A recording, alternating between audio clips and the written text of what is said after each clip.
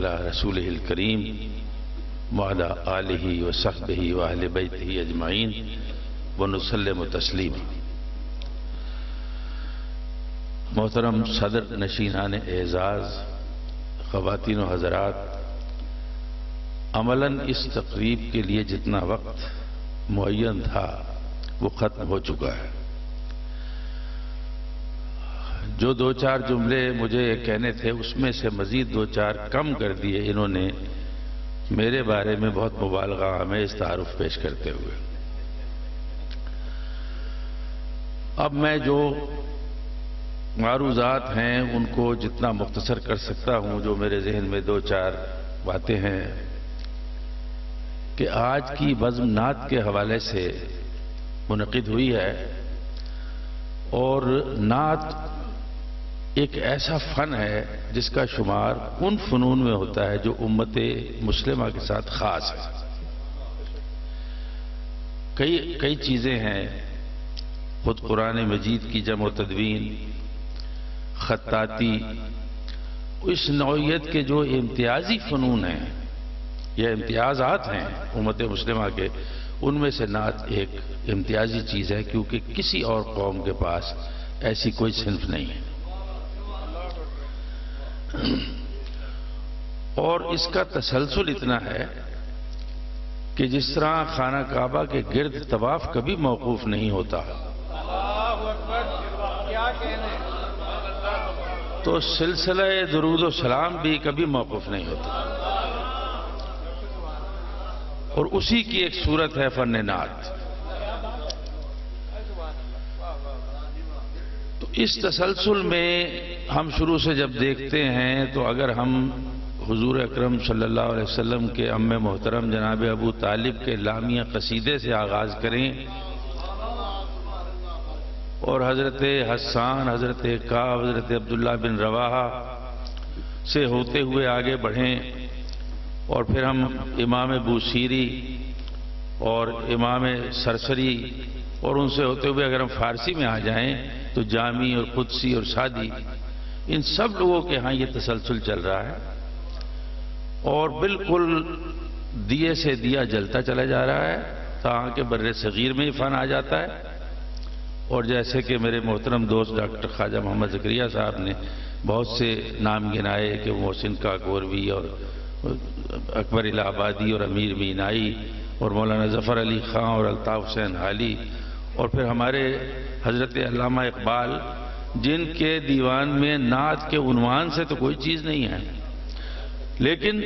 نعت کی روح ان کے پورے کلام میں جاری و ساری ہے۔ تو ان سب لوگوں سے گزرتے ہوئے، جیسے وہ میرے اور ڈاکٹر خواجہ زکریا صاحب کے مشترک پسندیدہ شاعر مجید امجد نے کہا تھا کہ یہ چیز چلتی ہوئی اور آج ضمیر ہستی کا آہنگ تپاں، ایک دور کے دیس کے کوہروں میں لرزاں لرزاں رقصاں رقصاں، اس سانس کی رو تک پہنچا ہے، اس میرے میز پہ جلتے ہوئے قندیل کی لو تک پہنچا ہے۔ تو یہ ہمارے زمانے میں، جیسے کہ ڈاکٹر صاحب نے فرمایا تھا کہ یوں تو بہت لوگوں کو نعت کی سعادت نصیب ہوئی، یہ تو غیر مسلموں کو بھی نصیب ہوئی ہے۔ مسلمان کے تو بڑی یہ ایک خاص سعادت ہے، غیر مسلموں نے بھی نعت لکھی ہے۔ تو ہمارے زمانے میں بے شمار نام ہیں، اور اب تو جیسے کہ ڈاکٹر زکریا صاحب نے فرمایا، اب نعت جو ہے وہ ایک فن بن چکا ہے، آپ شمار نہیں کر سکتے کتنے لوگ نعت گو ہیں، لیکن اس میں جناب حفیظ صاحب کا اور جناب حافظ مظہر الدین کا نام جو ہے وہ بہت نمایاں حیثیت رکھتا ہے۔ مجھے یاد پڑتا ہے کہ شروع میں جب اخبار میں کلام شائع ہوا کرتا تھا اور ان کا کالم ہوتا تھا جناب حافظ مظہر الدین صاحب کا،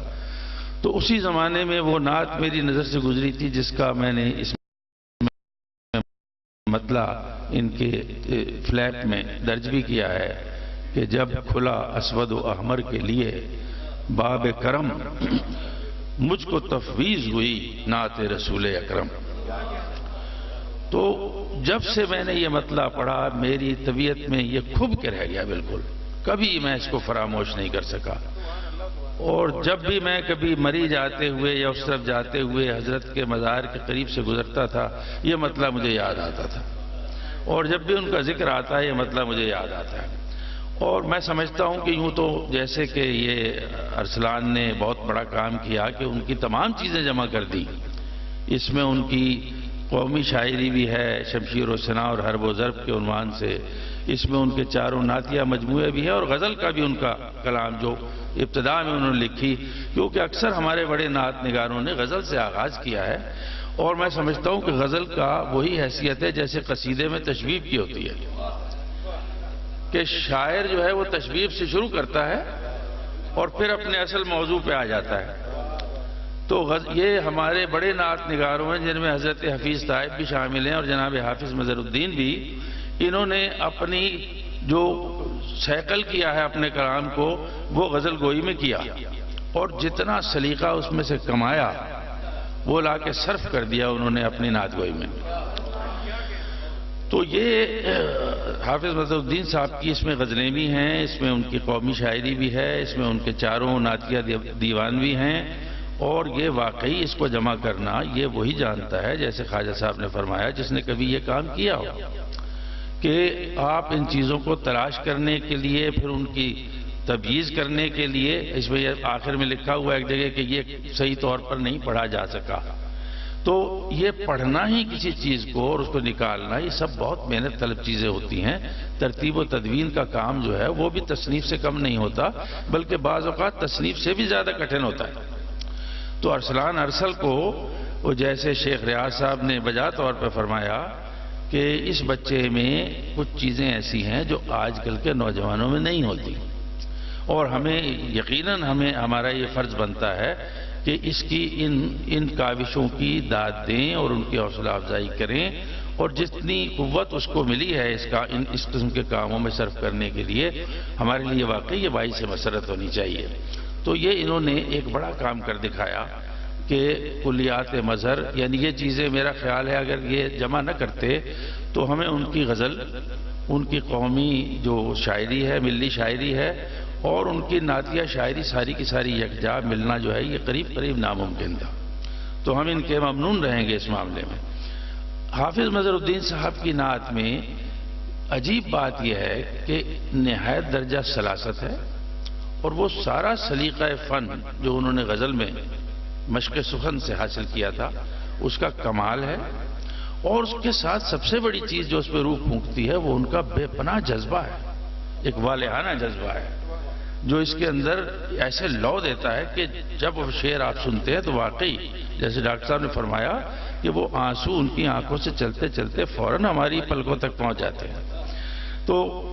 وقت چونکہ بہت ہی کم ہے اور بہت سی باتیں کرنے کی تھیں، تو میں ارسلان کو اس پر مبارکباد دیتے ہوئے اور یہ نعت مرکز کے قیام پر اور ان کی کاوشوں کے لیے میں افزونی کی دعا کرتا ہوں۔ ان کے ساتھ ساتھ میں چند شعر حضرت حافظ مظہر الدین کی ایک نعت کے پڑھ کر آپ سے اجازت چاہتا ہوں کہ وہ فرماتے ہیں کہ ہوس